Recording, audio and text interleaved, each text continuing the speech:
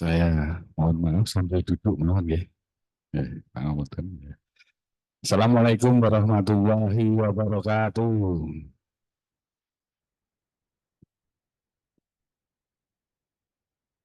Kurang kompak ya. Eh, atau Pak Ustadz Hasan. Kalau jawab salam itu wajib ya Pak ya. Wajib bagi muslim. Karena kita saling mendoakan. Assalamualaikum warahmatullahi wabarakatuh.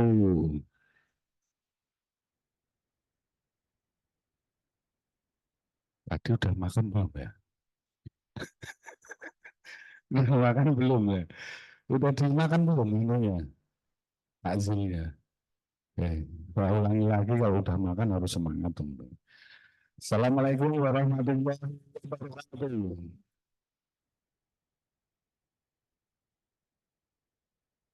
Alhamdulillah, alhamdulillahirabbil alamin wassalatu wassalamu ala asrofil anbiya'i wal mursalin. Asyhadu an la ilaha illallah wa asyhadu anna Muhammadar Rasulullah. Allahumma sholli ala sayyidina Muhammad wa ala ali sayyidina Muhammad. Amma ba'du, yang kami hormati, alhamdulillah hari ini Ustadz Hasan Basri dari Pondok Miftahul Huda dari Boyolali jauh-jauh datang ke sini. Saya jazakumullah khairan kasiran untuk Ustadz yang hari ini sudah meluangkan waktu untuk hadir dalam acara eh, kerohanian Islam di RSUD Kabupaten Karanganyar yang diketuai oleh Dr. Nur Hidayat. Alhamdulillah hari ini juga bisa hadir dan hari ini juga dipimpin oleh Dr. Nugroho, Dr. Wahyu Hidayati, spesialis patologi anatomi dan panitia semuanya dari Takmir Masjid Asyifa RSUD Kabupaten Karanganyar yang telah bisa menyelenggarakan rutinan pengajian kerohanian Islam di RSUD Kabupaten Karanganyar sehingga bisa berjalan istiqomah. Ya, alhamdulillah sampai hari ini bisa berjalan terus dan terus istiqomahnya. Harapan kami seperti itu. Yang terpenting harapan kami itu adalah la tahzan innallaha ma'ana. Jangan bersedih hati karena Allah itu ada. Ya kan? Kalau kita mari kita hidup kita buat dengan bersenang-senang, ya kan? Kalau kita senang, otomatis kita akan merasa bersyukur. Bersyukur kemudian bisa memaknai bahwasanya hidup itu bisa ikhlas, penuh keridho, penuh harapan keridhaan dari Allah Subhanahu wa taala. Seperti doa yang sering kita ucapkan, Allahumma a'ini ala zikrika wa syukrika ala ibadatik. Harapan kita seperti itu. Hanya untuk Allah kita berjalan, hanya untuk Allah beribadah. Dengan seperti itu kita harus bersenang. Ngapain dibuat susah gitu loh. Makanya mari bersenang-senang. Maksudnya senang itu ya senang sama Allah. Bukan kalau bersenang-senang terus dugem itu enggak. Tapi bersenang sama Allah. Kita syukuri. Makanya tahun hari ini itu nantinya membahas tentang hikmah Idul Adha. Bagaimana kita itu nantinya harus mensyukuri apa yang diperintahkan oleh Allah untuk berkorban, bagaimana kita mensyukuri berhubungan kepada manusianya, bagaimana kita berhubungan kepada Allah, hablum minallah, hablum minanas. Kita harus seperti yang diperintahkan oleh Allah di dalam surat Al-Hajj ayat 34. Wakil yang artinya, dan bagi tiap-tiap umat telah kami syariatkan menyembelih kurban. Berarti sudah diperintahkan kan dengan semuanya untuk berkorban. supaya mereka bisa menyebut nama Allah terhadap binatang ternak yang telah direzekikan Allah kepada mereka. Maka Tuhanmu ialah Tuhan yang Maha Esa. Karena itu serah dirilah kamu kepada Allah dan berilah kabar gembira kepada orang-orang yang patuh atau tunduk kepada Allah. Maka hari ini saya beritakan yang gembira-gembira saja ya tadi ya. Ya, itu untuk bersenang-senang, makanya kita kabarkan yang gembira-gembira. Nah, yang la tahzan innallaha ma'ana. Jangan bersedih hati karena Allah ada. Sesungguhnya Allah itu ada. Itu yang dapat kami sampaikan. Semoga tidak panjang lebar. Nanti biar diterangkan pada ahlinya, kepada Ustadz Hasan Basri, bahwasanya kita tetap harus mendekatkan diri kepada Allah. Seperti dalam surat Al-Baqarah 152, yaitu tadi, Wadkurni atkorkum wasuku wasukri li wala ta'furun. Zikirlah kamu kepadaku, niscaya aku akan mengingat kalian. Bersyukurlah padaku, janganlah kalian kufur kepadaku. Itu singkatan dari apa yang sudah saya pelajari. Semoga menjadi amal baik panjenengan semuanya. Yang jelas intinya kita tidak boleh bersedih hati, tetap bersenang-senang. La tahzan innallaha ma'ana. Jangan bersedih hati bahwa sesungguhnya Allah itu ada. Terima kasih. Wabillahi taufiq walhidayah. Wassalamualaikum warahmatullahi wabarakatuh. Waalaikumsalam warahmatullahi wabarakatuh. Kami ucapkan jazakallahu khair kepada beliau, Dr. Arif Setioko. Kita doakan bersama semoga kesehatan dan juga keberkahan untuk beliau sekeluarga. Bapak Ibu jemaah sekalian, menginjak inti kajian yang insya Allah pada siang hari ini kita bikin spesial. Katanya biasanya hanya materi yang banyak, kemudian ada beberapa pertanyaan untuk tanya jawab. Kali ini kita spesial karena kita siang ini insya Allah akan kita buka kesempatan banyak pertanyaan. Ya, dan karena ini kita akan memasuki insya Allah bulan Dzulhijjah, di mana banyak keutamaan, ada 10 hari bulan Dzulhijjah, nanti ada hari Arafah, kemudian ada Idul Adha, bab haji dan sebagainya. Yang tentunya mungkin di masyarakat banyak apa namanya pertanyaan-pertanyaan pada diri kita pun sendiri ada beberapa pertanyaan.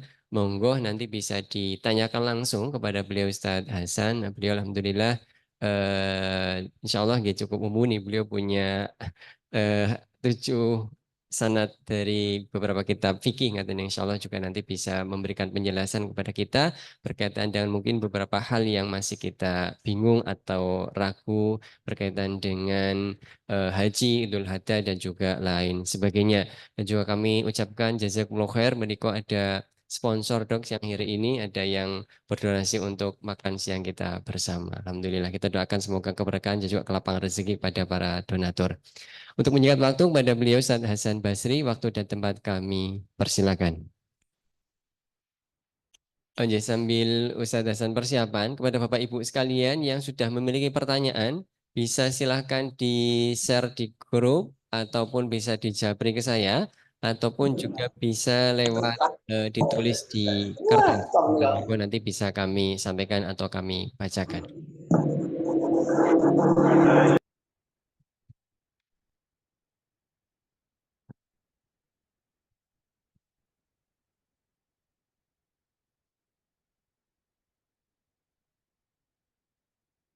Bismillahirrahmanirrahim. Assalamualaikum warahmatullahi wabarakatuh.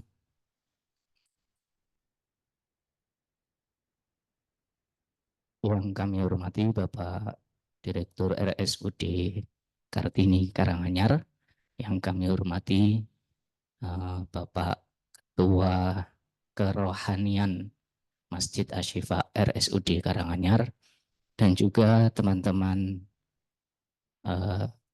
mahasiswa mungkin ya yang muda-muda ataupun dan juga rekan-rekan semuanya, teman-teman semuanya yang semoga pada kesempatan siang hari ini selalu dalam keadaan bahagia seperti aturipun Bapak Direktur,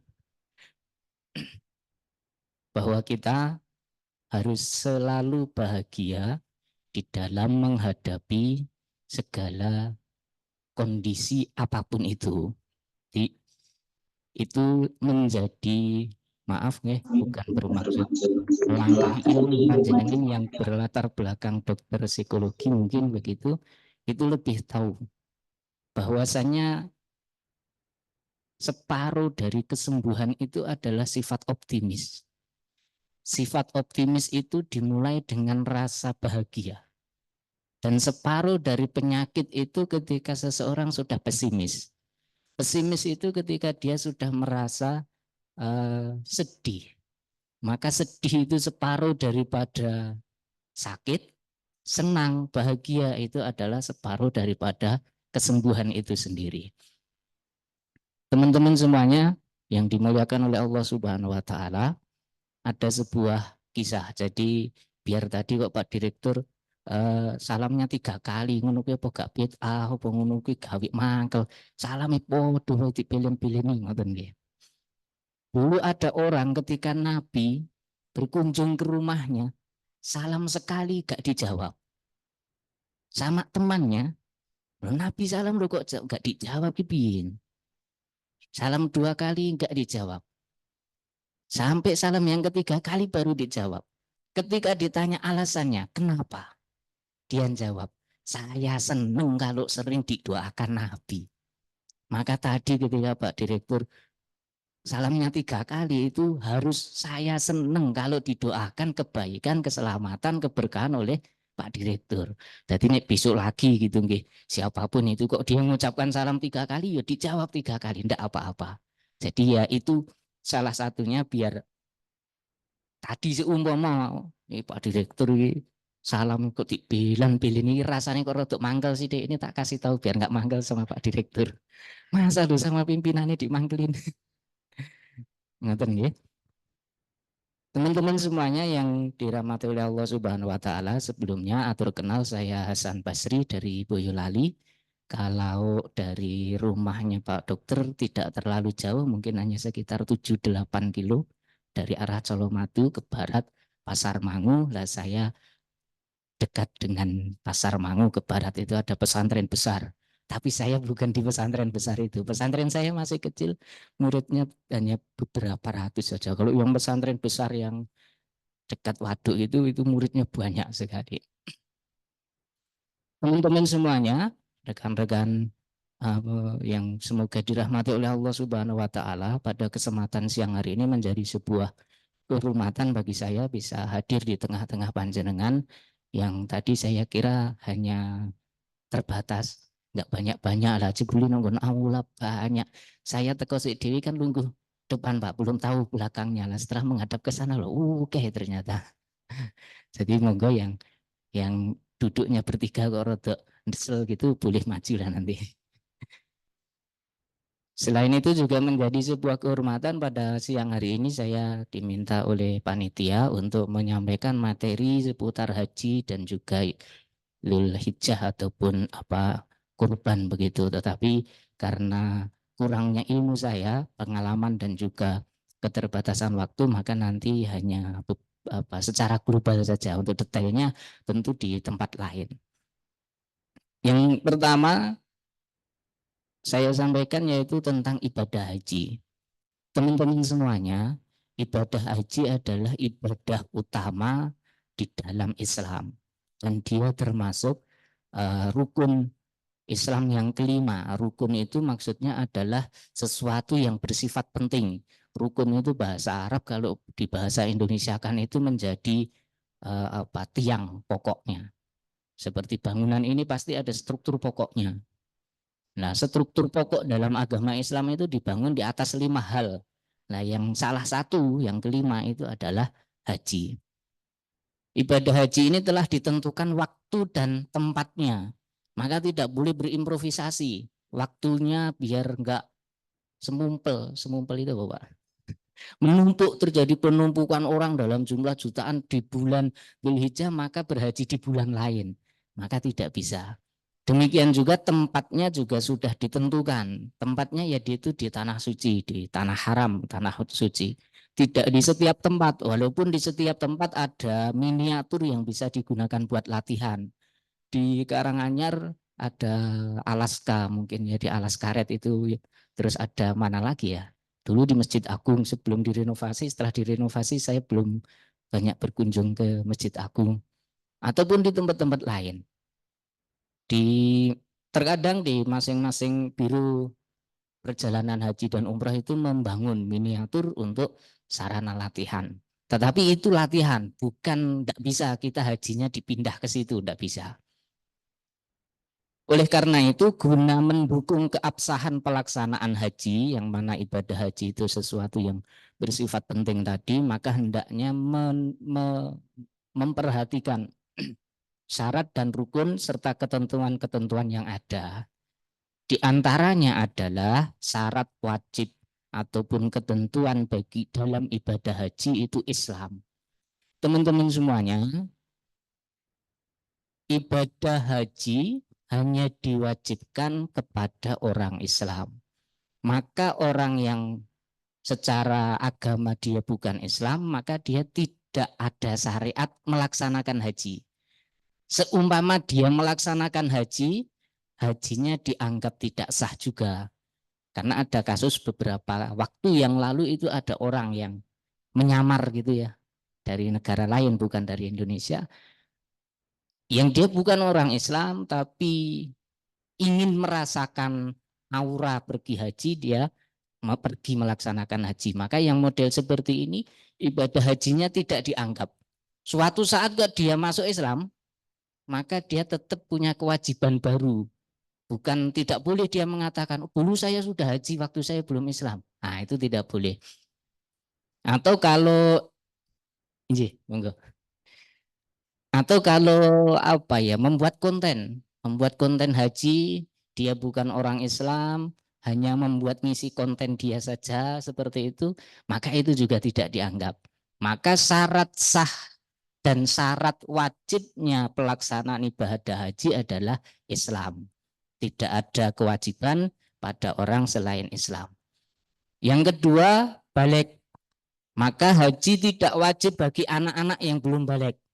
Bagaimana jika seorang anak melaksanakan ibadah haji, maka hajinya sah, tetapi itu dianggap sunnah.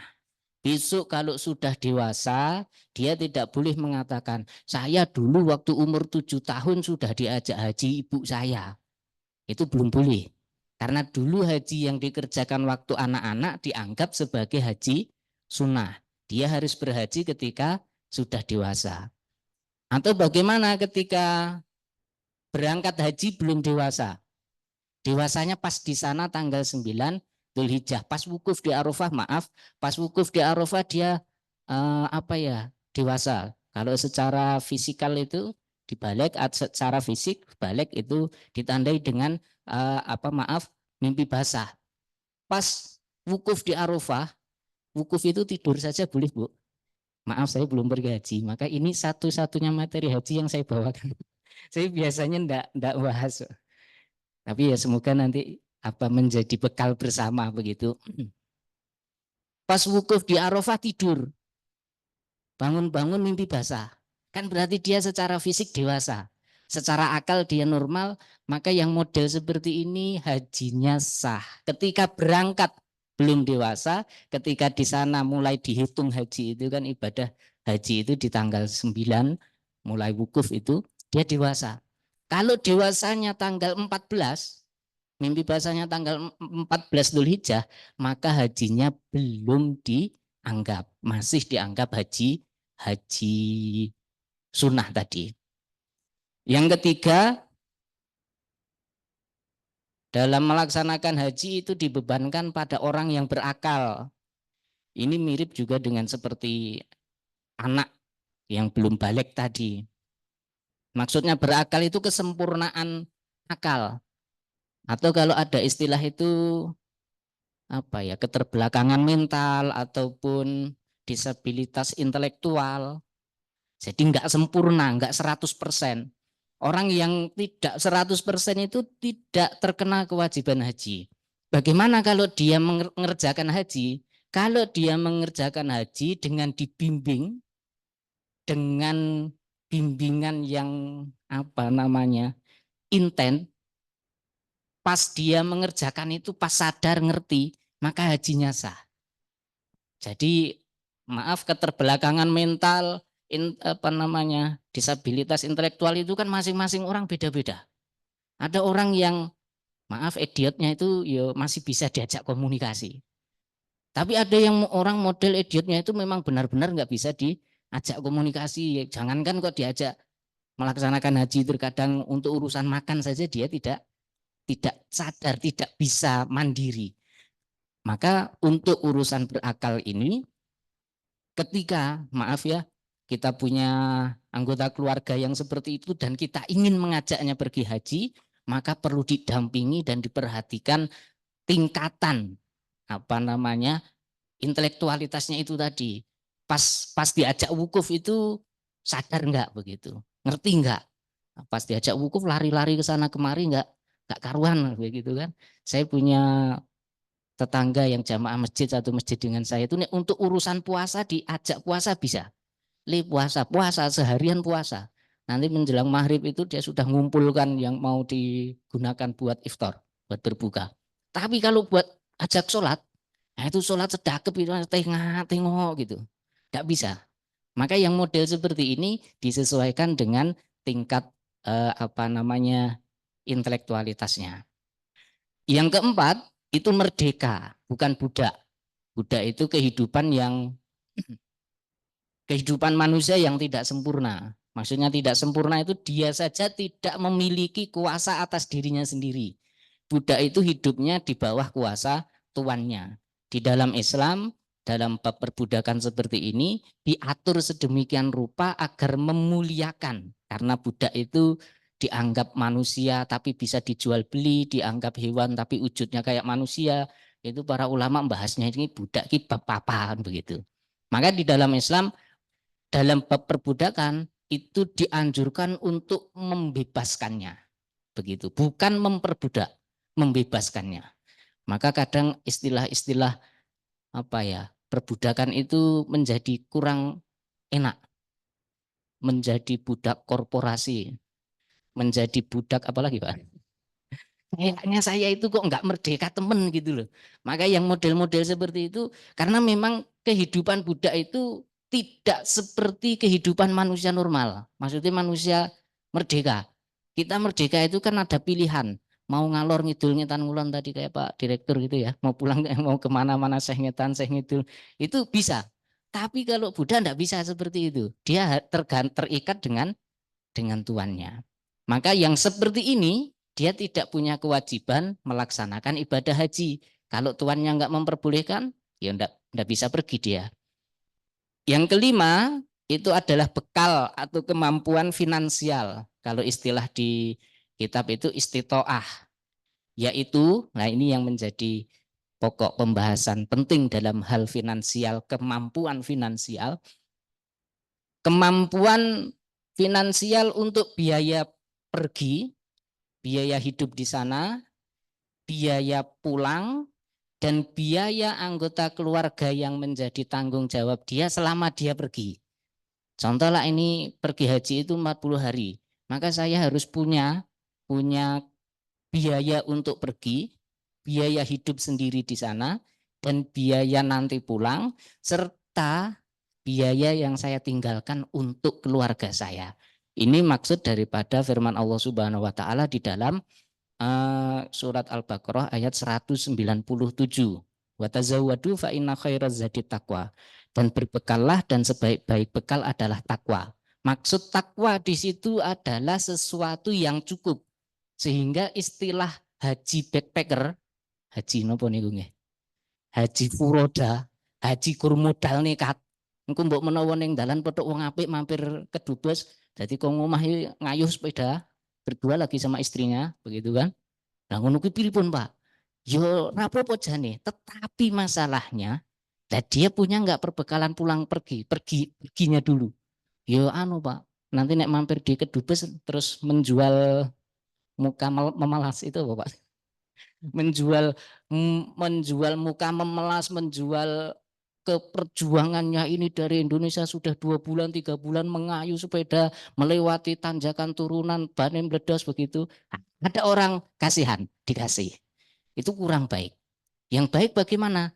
Yo walaupun sah-sah saja ya, mau pergi haji itu mau nyepeda ya boleh, mau naik sepeda motor ya boleh, mau jalan kaki pun juga tidak apa-apa.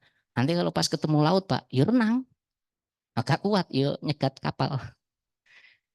Maka untuk hal yang seperti ini di menjadi perhatian bagi kita. Jangan hanya modal nekat. Karena saya ketemu orang-orang model seperti itu. Tidak ada syariat itu membatasi antrian haji. Tidak ada. Yo pokoknya harus mangkat haji, yo mangkat. Yo mangkat toh. Maka hari ini ada kasus besar di Arab Saudi dari Indonesia itu ada puluhan ribu jamaah umroh yang belum pulang. Sebagian tertangkap oleh askar, oleh keamanan di sana karena dia tidak memiliki visa haji resmi. Maka itu tidak baik. Itu mengganggu nopo nggih jenenge? Mengganggu siklus perjalanan banyak hal, termasuk di finansial. Karena untuk haji furoda itu biayanya ratusan juta. 200 juta, 300 juta, bahkan ada yang 900 juta. Itu kalau berhasil ya berhasil lah. Kalau enggak kan ya seperti, maaf kalau saya sebut nama jenengan kenal, Pak Im Wong itu kan tahun lalu enggak jadi pergi. Sudah bayar enggak jadi pergi. Karena enggak bisa visanya. Mau pakai haji furoda. Ada istilah haji mujamalah. Mujamalah itu undangan dari kerajaan sana. Mungkin punya kenalan. Di antara yang memakai visa haji mujamalah itu Kiai Maimun Zubair. Beliau meninggal di sana dalam usia 91 atau 92 tahun. Dulu sekolah di sana, di Mekah itu 10 tahun. Maka kenal banyak orang di sana. Beliau boleh pergi haji setiap tahun, cukup datang ke kedutaan Arab Saudi, minta visa, pergi setiap tahun. Karena apa? Ya dia punya kenalan di sana. Jangan bayangkan usia segitu itu yang di Arab Saudi siapa? Raja Salman. Nah sekarang kan pengurusnya itu lebih muda. Teko kono itu awu nih menang. Aku kenalane awu itu, Pak. Auranya. Beliau itu kan nyantrinya di di pondok pesantrennya Sayyid Alawi Al-Maliki Al-Hasani, mufti Mekah bermadhab Syafi'i. Kalau saya hanya cucu murid yang ke berapa begitulah. Jadi saya ketika belajar di Gresik, salah satu guru saya itu belajarnya di sana. Jadi karena generasi bawah ya, bukan generasinya Mbah Mun, itu generasi bawah. Saya cucu murid yang kesekian gitulah. Ya enggak ada kenalan di sana, Pak. Kalau yang belajar di sana punya kenalan. Oleh karena itu, tidak ada kewajiban haji dengan menggadekan SK ya Bu jenengan ya. Punya SK, punya slip gaji terus ditaruh di koperasi ambil biaya haji, enggak ada. Nah, tapi kalau pergi haji model gitu gimana Pak? Sah mboten? Hajinya sah, tapi itu terkesan memaksakan. Yo nek mulih engko isih urip. Lah yen mati nek ngono. Ya engko gajine dicairke. Lah wong gajine wis dicikuk berapa bulan ke depan wonge mati. Ya pensiunane Pak. Pensiunane engko sepertiga napa separuh nih Bu. Yang seharusnya begitu loh. Namanya secara kemampuan finansial itu kalau ada berangkat. Kalau ndak ada ya ndak. Tapi nek gak diperjuangke ya gak berangkat-berangkat lah di sini. Namanya memperjuangkan itu sesuai kemampuan. Agar supaya kita dimampukan oleh Allah, maka kita mengatakan pada Allah, ya Allah aku mampu. Setiap jenengan gajian, sepersekian jenengan sisihkan di tabungan haji. Nah di situ tidak perlu sampai itu tadi pakai dana talangan haji, pakai tadi gadek ke SK ngoten nggih. Saya punya tetangga niku kerjanya di pabrik dengan posisi yang cukup tinggi. Habis digadekan SK-nya mengalami kecelakaan. Yang dia berharapnya gitu loh. Itu ada nopo jaminan sosial dan seterusnya. Ternyata pengurus dari pabrik tempat dia kerja datang jenguk ke rumah sakit membawa surat isinya pemecatan. Karena dia tidak memungkinkan untuk pulih sempurna dan masuk kerja lagi. Maka nek ngono kuwi lho, itu kan jadi jagani. Dan engko sing lunasi sopo kan begitu. Oleh karena itu, kita sesuaikan secara keadaan finansial kita itu untuk ya yang wajib-wajib, lalu ada disisihkan untuk tabungan haji. Kalau tidak mampu belum sampai karena keadaan antrian dan seterusnya, antara haji sama umroh itu fadilahnya sama. Antara haji sama umroh fadilahnya itu sama.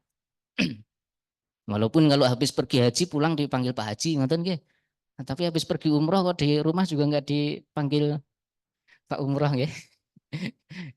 Dadosipun ngoten itu secara finansial diwajibkan bagi mereka yang mampu, bagi yang tidak mampu ya tidak.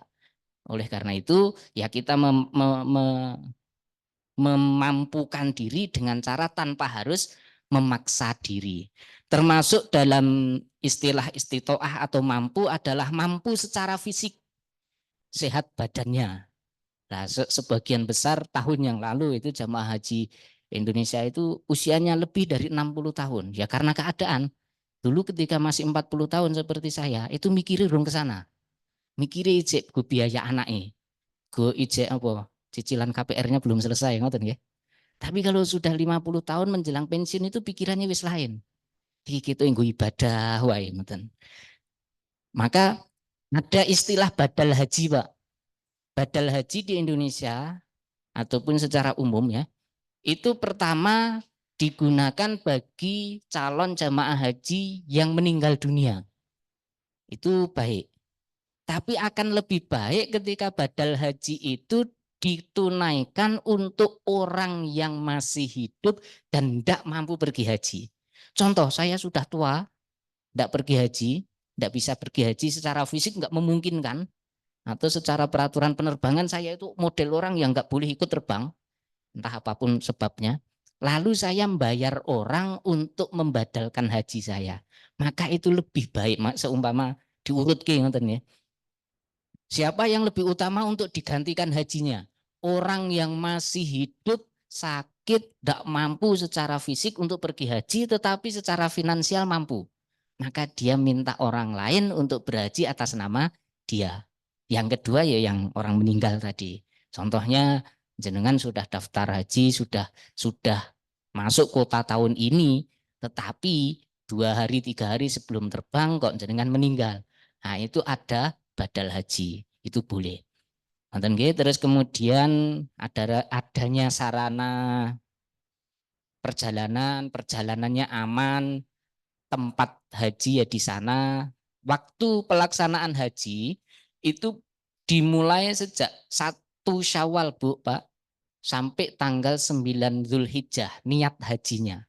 Maka tadi jamaah umroh Indonesia yang belum pulang dengan jumlah puluhan ribu itu sangat dimungkinkan mereka itu ngumpet untuk ikut melaksanakan haji dengan visa ziarah atau visa umroh atau visa piknik.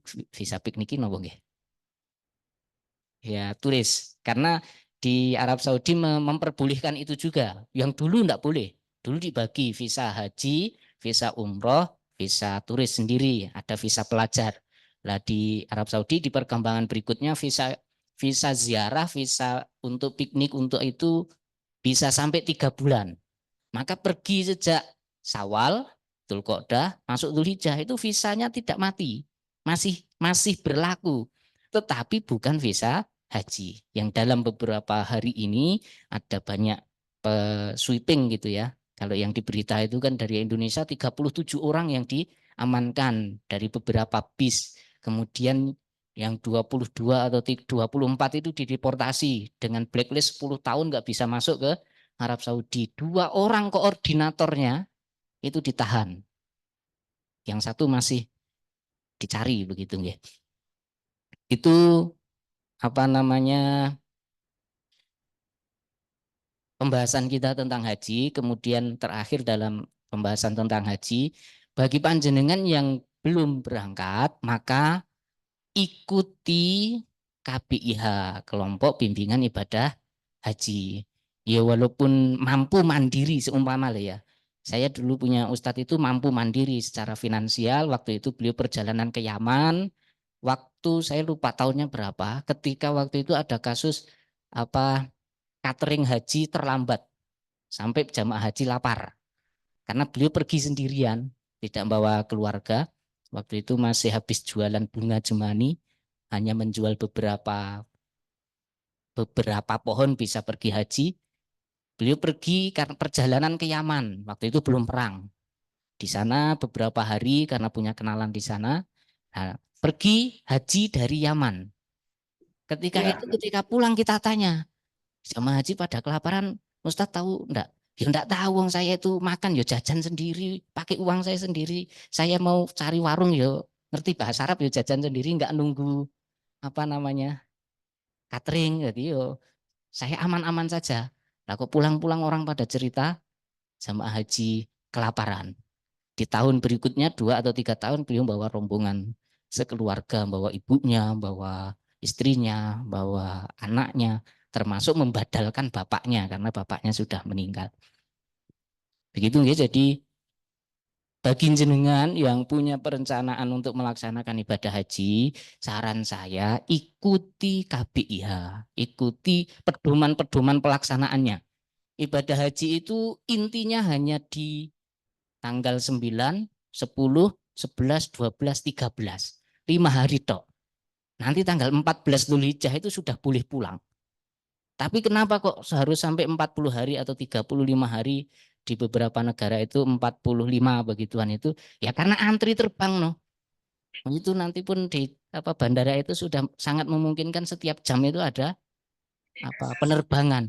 Nah kalau semuanya datang tanggal 8 gitu ya pesawatnya nggak bisa ngangkut bareng-bareng gitu nggih. Oleh karena itu ikuti, kalau di dekat tempat saya itu ada KBIH Al Kausar namanya, di bawah bimbingan dari PDM. PDM itu pimpinan daerah Muhammadiyah Boyolali yang ada di cabang di dekat rumah saya. Itu membawahi beberapa kecamatan, ada kecamatan Sambi, Nogosari dan juga Simo. Itu setiap tahunnya mengadakan pelatihan. Kalau tahun lalu di desa saya itu 12 orang yang berangkat, itu mengadakan Walimatu Safarnya bareng-bareng sak kelurahan begitu, enggak per rumah. Nonton untuk bab haji, kemudian sedikit tentang kurban. Ibadah kurban ini sudah ada bapak-bapak, ibu-ibu, teman-teman, itu sejak zaman Nabi Ibrahim, Pak Bu. Dulu zaman Nabi Ibrahim yang disembelih adalah anaknya. Jenengan jangan berimprovisasi. Improvisasi pripun? Ya sing tak belih anakku engko mbok menawa malih dadi wedhus ya ndak bisa. No, dulu Nabi Ibrahim ngono kok, ya beda. Nabi Ibrahim itu nabi dengan keikhlasannya beliau diperintahkan mendapatkan wahyu. Tapi itu pun enggak langsung serta-merta loh, Bu. Maka tanggal 8 Dzulhijjah itu ada istilah hari tarwiyah. Nah, jenengan nanti midanget istilah niku nggih. Hari tarwiyah niku hari Nabi Ibrahim ki mikir, opo yo iyo tenan sih mosok lho anak sing sekian tahun saya nantikan keberadaannya kok ndang wis ono kon beleh tur lagi lucu-lucu nih. Belum dewasa, belum sampai 15 tahun, tapi juga bukan anak-anak lagi, sudah bisa diajak komunikasi. Nah, salah satunya itu kan begini, kalau bahasa Jawanya Leo. Le, saya ayah itu dapat wahyu saka Allah, kon beleh awakmu. Piye menurut awakmu le? Ya kan ini berarti anaknya bisa diajak ngomong. Maka ini ada pelajarannya yang sering saya sampaikan. Panjenengan kalau dalam urusan apapun yang itu menyangkut manajemen orang ki leadership nopo-nopo lah. Maka biasakan ngomong dan musyawarah Pak Bu. Jangan sendiri. Karena apa? Orang itu punya kemampuan untuk mengatakan yes atau no. Termasuk contohnya Nabi Ibrahim. Ketika ibadah ini menyangkut, wahyu ini menyangkut untuk menyembelih anaknya diajak ngomong Bu. Anaknya diajak ngomong Pak. Maka jenengan yang jadi kepala divisi atau apa nih istilahnya? Kepala ketua kepala ruang atau apa, kok itu menyangkut penugasan bawahan jenengan, diajak ngomong, didengarkan. Saya nggak bisa Bu, saya bisanya hari ini. Jangan serta-merta wis pokoknya aku ki duwe puasa. Kamu tak tugas ke hari ini ke sana, hari ini ke sini, hari ini nanganin ini. Itu bukan jam kerja saya. Nanti saya masuknya masih 1 jam setelahnya karena saya masuk siang. Yo rodok teko, rodok risik, masuk yo ora gelem ngono we. Penting ini hitungannya lemburan ibu. Yo ora, enten lemburan mboten. Enggak ada ya kalau di swasta kan ada. Oleh oleh oleh karena itu pelajaran. Nabi Ibrahim saja yang mendapatkan wahyu dari Allah ketika menyangkut orang lain itu diajak ngomong, bahkan itu anaknya. Maka tidak aib bagi kita ngomong dengan anak kita. Le habis lulus SMA pengenmu neng di. Aku pengen kerja neng Jepang, Pak. Lah kok ya adoh men ora mesake bapak karo ibu neng omahku karo sapa. Ya dhewe to, Pak, Bu. Tapi pingin nih bapak, pingin nih ibu ki awakmu kerja rasa adoh-adoh. Neng Karanganyar wae, mulih neng omah, ketemu bapak karo ibu. Aku pingin nih pokoknya neng Jepang kok. Apapun itu dikomunikasikan. Kalau saya ngajar di pesantren ketika saya mengumpulkan orang tua, wali santri begitu, saya sampaikan, Pak, Bu, anak-anak jenengan itu jangan diperlakukan seperti robot seolah-olah tidak punya perasaan. Pokoknya kata ayah, kata ibu, masuk pondok, masuk pondok. Neng pondok diperlakukan seperti robot juga sama ustadz. Jadi diwikur koyo robot rono reni, wayah sholat sholat, wayah madang madang, wayah sinau sinau. Lulus dari pondok gak bisa apa-apa. Maksudnya nggak bisa apa-apa itu tidak punya inisiatif. Kenapa? Karena terbiasa dengan perlakuan robot itu tadi. Nah, kemudian pokoknya jari ini Umi aku kene pondok, aku kan wis nek pondok. Kan wis nek pondok. Nah, baru ngopo? Ya pokoknya neng pondok. Selesai kata Ustadz, penting aku neng pondok betah sampai 3 tahun, 6 tahun, pokoknya selesai ya kan aku wis selesai. Setelah pulang diem, aku gak ngopo-ngopo, gak punya inisiatif kerja, inisiatif mengerjakan apa begitu. Ya enggak ada karena terbiasa dengan perlakuan seperti robot. Nah, ngoten. Jenengan yang jadi kepala apapun itu ya, kepala kerohanian, kepala apalah di sini apa namanya. Nah, itu ketika menyangkut mengatur orang terbiasakan untuk jagungan, komunikasi walaupun itu informal. Maka kadang keputusan-keputusan itu terjadi di kantin ya. Mau wis ngobrol karo iki, kapan? Kayak mau gak pas makan siang. DWI gelem dikirim dari apa dokter haji. Nah, ngoten-ngoten itu kan kadang terjadi keputusan itu tidak di ruang rapat, tidak di meja. Napa ya jenenge? Dipanggilnya nih Pak Kepala, ini SK-nya enggak harus gitu. Sudah terjadi apa namanya obrolan informal yang itu lebih memanusiakan manusia, memanusiakan rekan kerja. Teman-teman semuanya, ibadah kurban ini sudah terjadi sejak zaman Nabi Ibrahim sampai berlanjut sampai Nabi Muhammad dan sampai sekarang.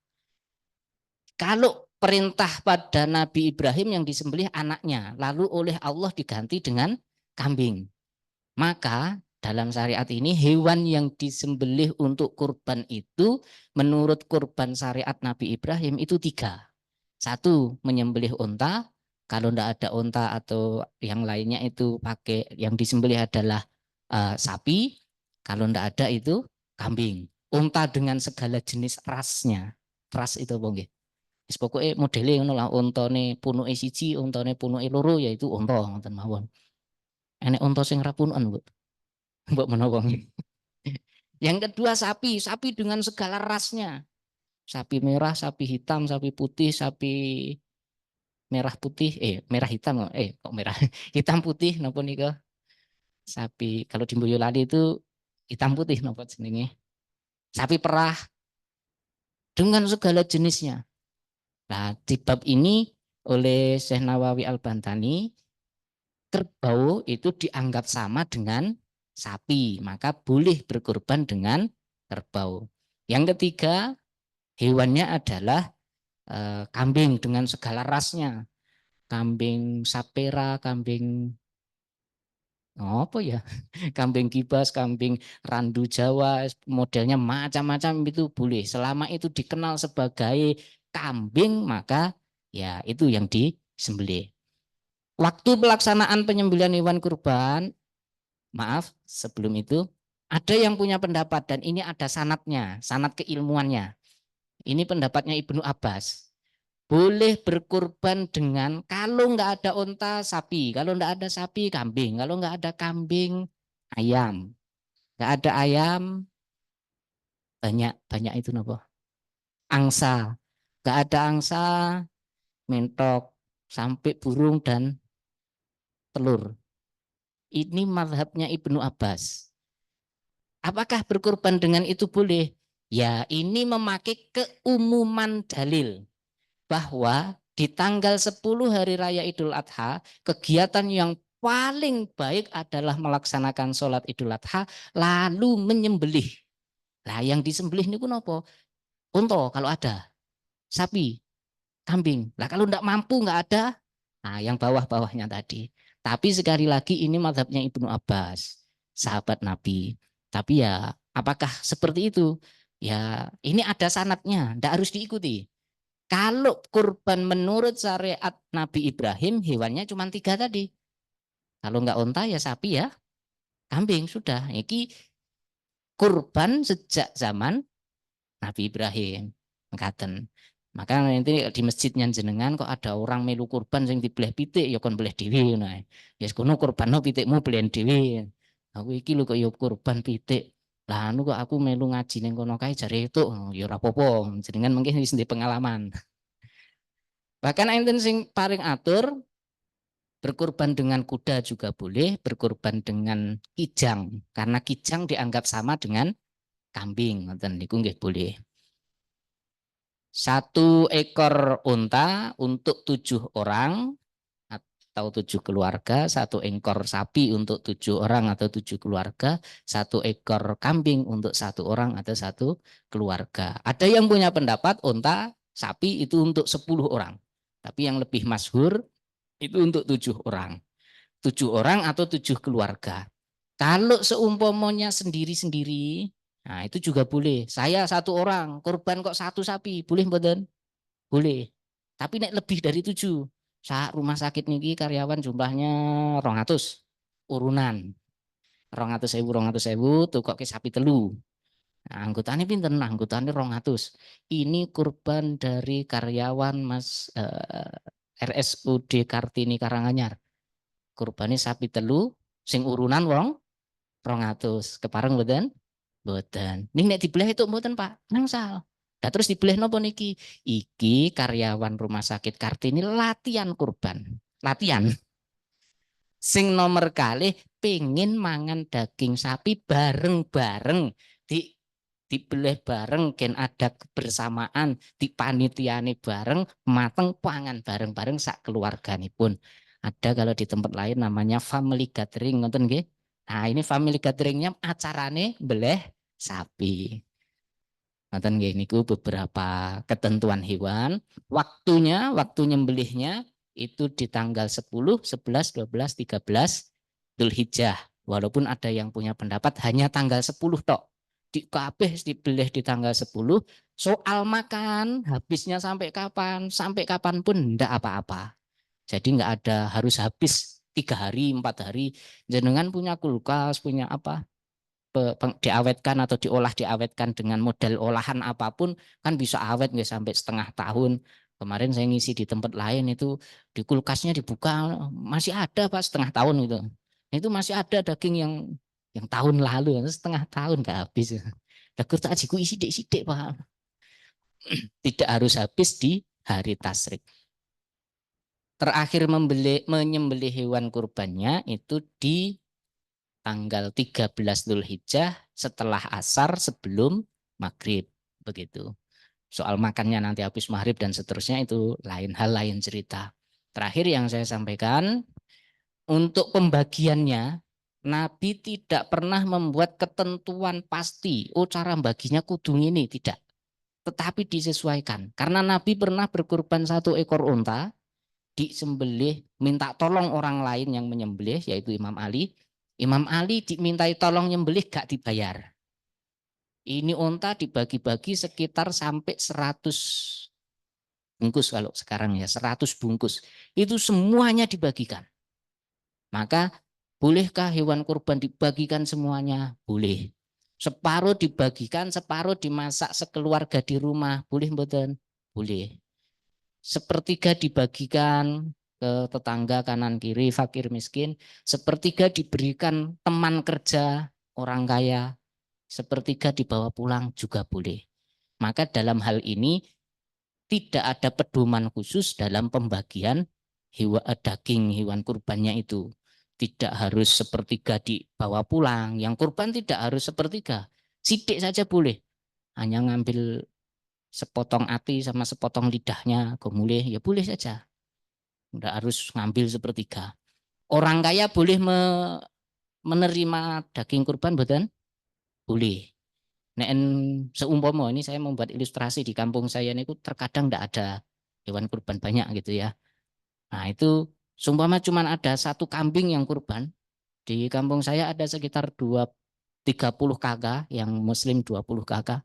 Nah itu di beleh nong masjid, dimasak nong masjid, kabeh wong sedesa lanang wedok gede cilik nom tua sugih rapatek sugih kabeh hadir di masjid makan sekali makan habis ngoten niku boleh mboten? Boleh. Karena kalau dibagikan ke rumah 1 ekor kambing untuk 30 kakak sepinten Bu? Seminiki kecil. Nah, maka yang model seperti itu boleh.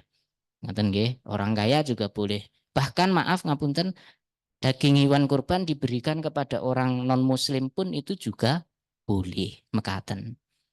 Mekaten mbok pilih sampun jam 2. Cekap nggih Mas MC.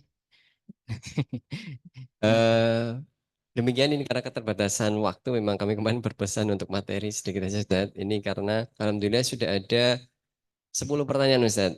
Meskipun tadi ada beberapa sudah terjawab, mohon izin kami bacakan ini supaya nanti clear. Yang pertama, kami bacakan seperti diketahui puasa Arafah kan bisa menghapus dosa tahun lalu dan tahun yang akan datang. Kenapa kalau keutamaan puasa Arafah seperti itu para jemaah haji tidak disunahkan puasa Ustaz? Pertanyaan pertama Ustaz. Nggih, puasa Arafah itu berlaku bagi yang tidak berhaji. Yang berhaji di tanggal 10 itu, maaf, di tanggal 9 itu ibadahnya berupa wukuf di Arafah. Seumpama itu kuat dan mampu, bagi jamaah haji bisa berpuasa sejak tanggal 1, 2, 3, 4, 5, 6, 7, 8. Atau di tanggal 8-nya yang dikenal dengan puasa tarwiyah. Tanggal 9 ibadahnya wukuf. Maka beda orang beda ibadahnya, beda lokasi. Nanti mungkin gini, jenengan pernah dengar tidak boleh puasa di tanggal 11, 12, 13 Dzulhijjah atau di hari tasyrik. Ngoten nggih Pak nggih? Selama 1 tahun 360 hari itu yang tidak boleh berpuasa adalah 1 Syawal Idul Fitri, 10 Dzulhijjah Idul Adha, 11, 12, 13 pas hari tasyrik. Ngoten nggih? Tapi nanti jenengan akan ketemu pendapat ulama bagi jamaah haji boleh berpuasa di tanggal 11, 12, 13. Nah, itu puasa apa? Itu puasa dam. Bagi jamaah haji yang melakukan pelanggaran, itu ada dam atau denda berupa puasa salah satu ayamin fil haji wa sab'atin idza rojatum. 3 hari di haji dan 7 hari besok ketika pulang. Nah 3 hari itu kapan? Sementara tanggal 14 itu boleh pulang dari Mekah. Maka pelaksanaannya 11, 12, 13. Nah maka beda tempat, beda ibadahnya, beda kasus orang, juga beda ibadahnya, fadilahnya begitu. Ibadahnya anak berbeda dengan ibadahnya orang tua. Namanya kalau anak itu berbakti pada orang tua, kalau orang tua namanya menyayangi anak. Nah, modelnya benten. Maka ya disesuaikan masing-masing. Ngoten nggih. Siap. Monggo. Pertanyaan kedua Ustaz, ini ada 2 pertanyaan yang mirip kami rangkum. Lebih utama mana Ustaz berkorban dengan 1 ekor sapi berpatungan 7 orang atau mohon maaf. Ini pertanyaan pertama, lebih utama kurban sapi untuk bertujuh atau kambing 1 Ustaz? Nggih. Mana yang lebih utama kurban sapi atau kambing? Yang paling utama kalau mampu Kalau mampu 1 orang 1 unta, 1 orang 1 sapi. Kalau tidak, ya 1 orang 1 kambing. Bagaimana jika dibandingkan dengan yang patungan untuk sapi itu bertujuh? Kalau dilihat dari pengkurban, maka lebih utama saya berkurban satu kambing. Dilihat dari pengkurban. Alasannya ilah, kalau belajar di fikih itu ilahnya apa namanya? Karena memiliki kesempurnaan hewan, kesempurnaan darah. Saat jenengan pernah dengar kambing kurban, kambing akikah itu besok jadi tunggang apa kendaraan nyebrang sirat, ngoten nggih. Kalau saya kurban 1 ekor kambing, maka itu kendaraan saya sendiri, gak perlu ngantri. Bing kambing, ayo terke aku ning surga, ayo mangkat. Tapi kalau 1 ekor sapi bertujuh, gentenan lu bolak-balik ping 7. Tapi kalau dilihat dari sisi fakir miskin kanan kiri penerima manfaat daging kurban, berkurban sapi bertujuh lebih baik daripada kambing sendiri. Karena 1 ekor sapi dibandingkan dengan 7 ekor kambing itu masih lebih banyak 1 ekor sapi. Maka itu bisa didum. Kalau kambing belum tentu. Jadi kalau aslinya, kalau dilihat dari pengkurban 1 ekor kambing itu lebih baik. Tapi kan ini ibadah sosial. Ibadah sosial itu jangan hanya melihat afdoliyahnya saya. Ngapunten Bu, ini karena di rumah sakit lebih mudah saya membuat ilustrasinya. Ibu jenengan sedang nangani pasien. Terus apa namanya? Masuk waktu sholat. Jenengan nangani pasien walaupun bukan tenaga utama. Bukan tenaga utama. Jenengan bilang sama kepala yang nangani, ketua dokter, tim dokter, Pak saya tak sholat dhisik nggih. Karena sholat di awal waktu itu afdoliyahnya luar biasa. Saya tak sholat sih ya Pak dokter. Jenengan yang ladeni hanya menyiapkan gituan. Seumpama pun toh dokter kepala yang ngurusi pasien itu mengatakan ya laksanakan. Itu dia mengatakan ya laksanakan tapi mesti mukanya enggak nyaman. Kenapa? Kira ngerti sing diurusi ki uang nyawa. Kalau kepala dokter tim ataupun yang tenaga penting itu insya Allah pun bisa dipahami. Lebih mengejar menyelamatkan ngurus pasien daripada ngejar sholat di awal waktu bahkan seumpama jamaah di masjid. Ngoten Bu.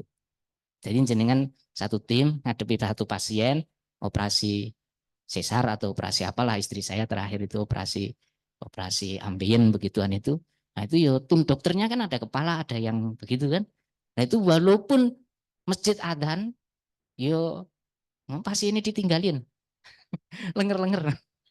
Maka itu tadi yang saya katakan ibadah sosial itu ada aspek pihak kedua, bukan hanya aspek pihak pertama. Ngoten. Siap. Nggih. Pertanyaan selanjutnya Ustaz, bolehkah kita membelikan kambing untuk misal adik yang kurang mampu untuk kurban atas nama adik yang dibelikan Ustaz? Nggih, boleh. Jadi kita bersedekah kepada orang lain yang kita hasung dia untuk digunakan kurban. Jadi saya pergi ke pasar membawa kambing, saya tunjukkan ke adik saya, le iki kurbanmu. Tak terkening masjid yo. Nah, ngono kuwi itu boleh. Bahkan ada yang punya pendapat seumpama anggota keluarga kita itu sudah meninggal dunia. Jadi seumpama di masjid jenengan kok ada orang berkurban atas nama orang tua dia yang sudah meninggal dunia, ada yang punya pendapat boleh, maka biarkan. Kalau jenengan ngikuti mazhab wong wis mati yo wis rasa ibadah niku niku, ngoten yo terserah. Tapi pendapat jenengan ini tidak bisa dipaksakan ke orang lain yang punya pendapat berbeda. Ngoten. Karena saya pernah dikomplain juga sama panitia masjid, Ustadz ini rombongan 1 ekor sapi bertujuh. Tapi salah satu anggota ini berniat untuk orang tuanya yang sudah meninggal. Anggota kelompoknya ada yang mengatakan itu enggak sah, maka keluar dari kelompoknya. Nah ini kan yo ribet, sing siji ngotot ini, sing siji ngotot ngono, dadi ini yo gak petuk. Nah, ngoten nggih. Jadi boleh apalagi masih hidup tinggal ditunjukkan apa dikasih tahu bahwa ini kurban kamu. Nah, nggih. Pertanyaan selanjutnya Ustaz, bagaimana hukum wanita sholat di hotel atau musola hotel masih dalam pelataran Masjidil Haram. Kadangkala akhwat disarankan untuk sholat di musola hotel di Mekah. Bagaimana? Bagaimana jika kemudian kalau misalkan wanita itu sholatnya saat di Masjidil Haram itu di hotel atau di musola hotel, tidak ke Masjidil Haram, atau mungkin ini berkaitan dengan fadilah 10.000 Ustaz. Oke. Mungkin ini. Jadi yang pertama, fadilahnya Mekah itu kota Mekah. Satu kota itu memiliki fadilah namanya tanah haram. Yang di hotel, yang di masjid lain, itu punya satu kesamaan ini dulu. Di antara tempat-tempat di tanah Mekah itu yang paling afdol, yang paling baik mana? Ya masjid. Masjidil Haram itu, Baitullah itu. Yang ada Ka'bahnya nih, nggih. Tapi kalau nggak memungkinkan atau keadaan macam-macam, maka masjid lain yang selama itu masih di kota Mekah itu juga punya afdoliyah. Di musola atau biasanya di penginapan ya, itu kan masing-masing, terkadang ya masing-masing lantai itu pun ada musolanya. Kita sholatnya di situ bagaimana? Dia juga punya fadilah. Sama kita sholat di tanah haram. Tapi kalau diurut-urutkan memang paling baik sholatnya di Masjidil Haram, lebih baik lagi di saf pertama, di dekat dengan Hijr Ismail, dekat apa namanya? Jadi pokoknya ngarep Ka'bah pet. Nah, tapi kan tidak semudah itu, ngoten nggih. Tidak semudah itu. Maka kalau di asrama haji pun itu ada masjid, itu tidak semua jamaah asrama haji itu suruh turun sholat di masjid. Yang sepuh-sepuh itu loh. Saya pernah di asrama haji acara lain nggih. Nah itu, nah, saya sing nom aja naik lantai 2, lantai 3 ngos-ngosan. Nah, ini sing tua ya munggah medhuk nek gotongan ngoten Mas. Di masing-masing lantai ada musolanya. Ya, Jadi ini, monggo. siap. Pertanyaan berikutnya ini melompat dulu. Bolehkah haji dengan berhutang, Ustaz? Berhutang. Ya, bolehkah haji dengan berhutang? Kalau ditanya boleh, boleh. Tapi masalahnya itu enggak wajib.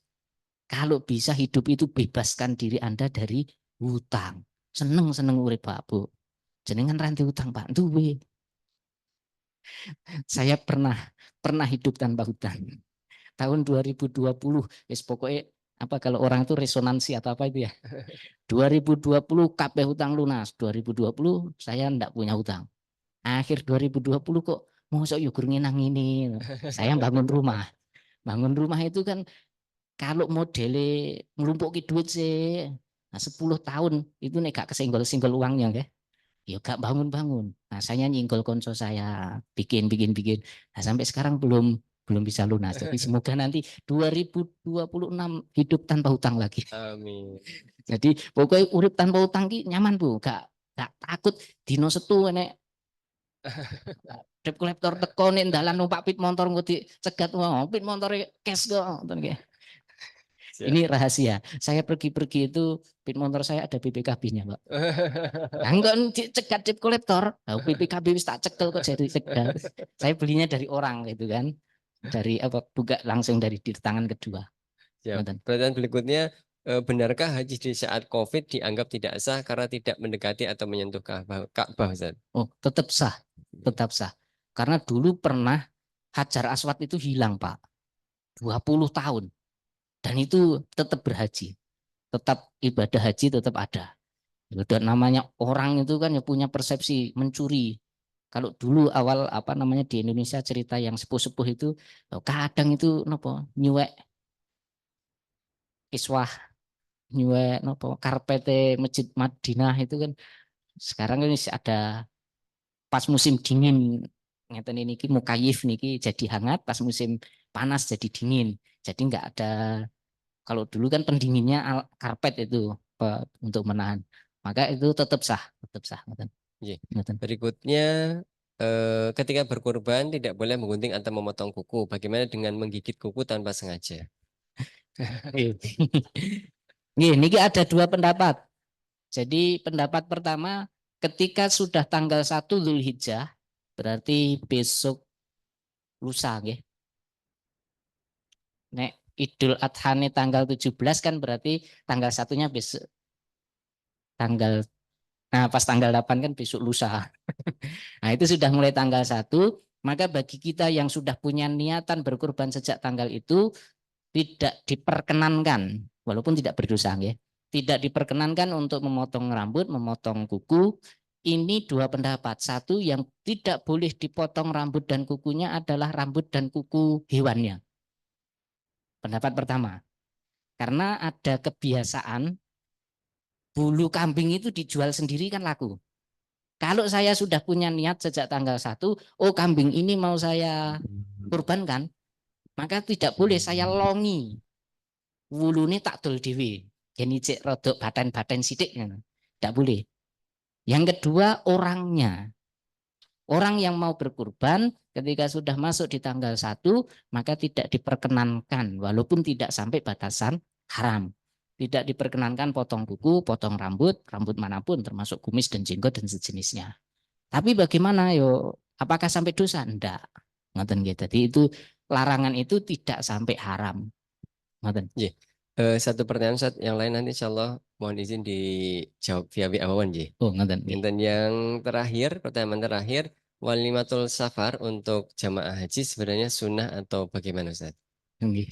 Sunnah atau tradisi kalau di sini pertanyaannya. Walimatul safar. Walimah niku kan berbahagia-bahagia kata satu Pak Direktur mau. Walimah niku artinya adalah kita bersenang-senang. Identiknya orang senang-senang itu makan. Maka itu yang disebut walimah. Setiap ada momen kok kita ngadakan makan-makan dengan tujuan bersenang-senang, maka itu ya boleh-boleh saja. Jenengan habis ngitan ke anakin jenengan, namanya walimatul khitan. Apakah harus ngelumpuk ke wong sak RT, sak tonggo, diajak makan-makan bareng karena momennya hanya sekali seumur hidupnya anak saya, mau ya RT kita meneh. Maka itu ya boleh saja. Maksudnya bukan boleh dikitani meneh, boleh ngumpul ke orang sekampung untuk mengadakan pesta-pesta itu tadi. Termasuk walimatus safar untuk pergi haji. Itu momen. Apakah sunnah atau budaya? Ya tinggal sudut pandangnya. Tinggal sudut pandangnya. Saya warga Boyolali, tapi di tahun yang 2 atau 3 tahun yang lalu saya hadir di walimatus safar di PKU Muhammadiyah. Yo menyusup. Karena pengurus panitia walimatus safar pamitan haji, kalau Muhammadiyah di sini kan diselenggarakan di PKU, itu kenalan saya.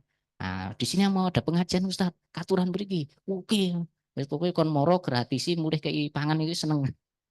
Nah, pas sampai di situ saya ngikut walaupun apa jenenge bukan warga Karanganyar. Jadi apakah itu sunnah? Dikatakan sunnah ya bukan, dikatakan itu budaya, ya tinggal sudut pandangnya bagaimana, dikatakan bid'ah ya terserah yang mau mengatakan. Tapi kalau saya mau ngadakan gitu, oke, nggak ngadakan gitu enggak masalah. Pak nek jenengan diundang teng walimatu safar haji niku jenengan ya gelem teko, ya penting nek longgar ya teko. Engko kon macake dongane ya golek dongane sik. Nah, ngoten nggih. Jadi tidak harus ngoten niku dan tidak harus ndak ngoten niku. Itu maaf ini ilmu versi saya loh nggih. Saya orangnya ki rapate keras kepala, Pak. Ning rada ndelul. Kudu ngene utawa wong ini enggak. Saya versi saya itu apa yang harus dikerjakan, kerjakan, apa yang harus ditinggalkan, tinggalkan. Harus dikerjakan namanya wajib, harus ditinggalkan namanya haram. Kalau enggak masuk wajib, enggak masuk haram ki sekonolah ngoten mawon. Konolah itu ya semonggo lah ngoten mawon. Oh, wajib wajib ki nopo yo nek jenenge haji ki pergi haji ini di sana maka harus di sana. Enggak boleh ndak. Yang enggak boleh enggak boleh. Apa ketika haji kok ada larangan-larangan haji kan? Ngoten niku salah satu larangan haji itu kan menikah. Menikah atau menikahkan atau minta tolong untuk dinikahkan atau menolong orang menikahkan. SPY ngoten niku. Hanya 5 hari enggak boleh menikah. Nah, yang seperti itu kan haram, enggak boleh. Maka jangan kan salong cari sensasi menikah pas haji. Yo sebelumnya atau setelahnya di Masjidil Haram atau Masjid Nabawi ya boleh-boleh saja. Nah, kalau saya modelnya begitu Pak Bu, yang harus kerjakan kerjakan, harus tinggalkan tinggalkan. Yang enggak harus dikerjakan atau enggak harus ditinggalkan, ya enggak harus, namanya enggak harus kok. Enek sing ngerjakan ya monggo, enek sing enggak ngerjakno ya monggo ngoten. Cekap insyaallah. Iya, insya Allah. Ini alhamdulillah bisa apa namanya selesai. Masih ada satu pertanyaan Ustaz, mohon izin nanti dijawab via WA saja. Nggih. Ini karena mungkin penjelasan nanti cukup panjang. juga sudah siang ini, mungkin Bapak Ibu juga beristirahat. Kami sampaikan jazakallah khair kepada Ustadzuna Ustadz Hasan Basri yang telah menyampaikan materi dan juga menjawab beberapa pertanyaan yang lain, termasuk kepada rekan-rekan yang lain yang masih memiliki pertanyaan bisa masih di WA ataupun yang mengikuti via Zoom bisa disampaikan chat. Nanti insya Allah akan dijawab oleh beliau via WA insya Allah. Dan juga kami ucapkan jazakumullah khair kepada rekan-rekan yang hadir pada siang hari ini, termasuk donatur makan siang pada hari ini. Kita ucapkan jazakumullah khair. Kita akhiri kajian karyawan-karyawati pada siang hari ini. Mohon maaf saya membawakan acara jika ada kesalahan kata mohon diikhlaskan dan juga kami mengundang untuk bulan mendatang nanti bersiap-siap waktu insya Allah juga dengan kajian yang tidak kalah menarik dan juga spesial. Kita akhiri dengan hamdalah dan doa kafaratul majelis. Alhamdulillahirabbil alamin subhanakallahumma wa bihamdika asyhadu an la ilaha illa anta astaghfiruka wa atubu ilaik. Wassalamualaikum warahmatullahi wabarakatuh. Waalaikumsalam warahmatullahi wabarakatuh.